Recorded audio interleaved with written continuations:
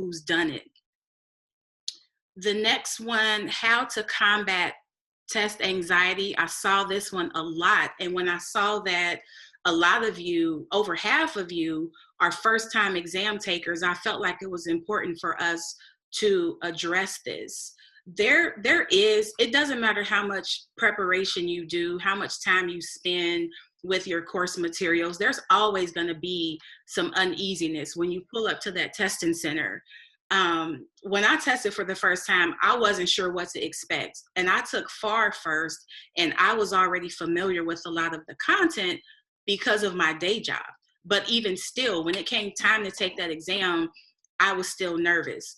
Part of that is that the testing centers are highly secure, lots of checkpoints, lots of protocols to be followed. You have to make sure, I don't know if they changed the NTS requirement, but when I was testing, I had to bring my printed out NTS, which nobody really prints anymore.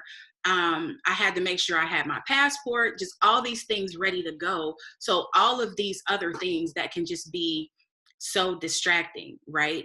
And when I got it to a point where I just felt like I just want to get in my seat. I just want to spend the least amount of time checking in, going through a security check just to get to my seat. I started what I called an exam prep ritual, where I would wear contacts, leggings, t-shirts, and hoodies, because when you go into the testing center, if you wear glasses like me, they're going to take your glasses, inspect them, make sure there's no camera or anything in there. If you wear pants, they want you to empty your pockets, raise up your pants legs, check your jewelry. I didn't wear my Fitbit, just all these other things that you probably don't think about because you're so concerned about the content that itself.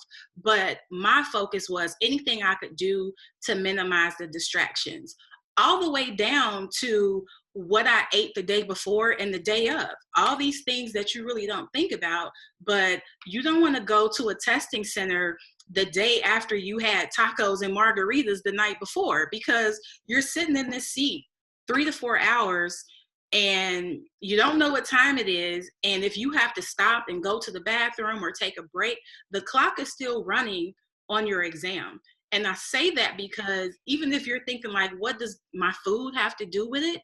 But you're losing time. And I've talked to so many people who feel like when they leave their exam, like I didn't even get through my whole exam, or I didn't even, there was a simulation that I didn't even get to because I ran out of time. And so it's these things that you have to think about, especially when it comes to combating some of that nervousness. The other part of my exam strategy was that maybe 2 weeks or so before my exam date, I spent that entire 2 weeks doing practice exams for a couple of reasons.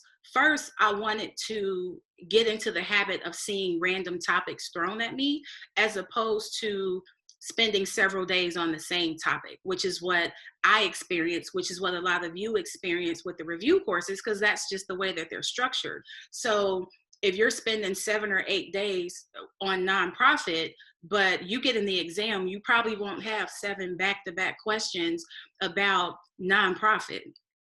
And I also wanted to get a feel for how the questions would be presented. Do I have to prepare myself to do a lot of calculations? Am I going to get these questions where 3 answers are true, but 1 is false, and I need to get the right one?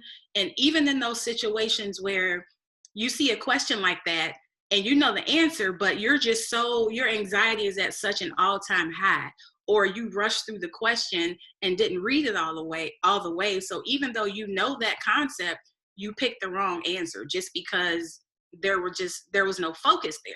So things like that, all those indirect factors can contribute to your testing anxiety. So try to minimize those as much as possible.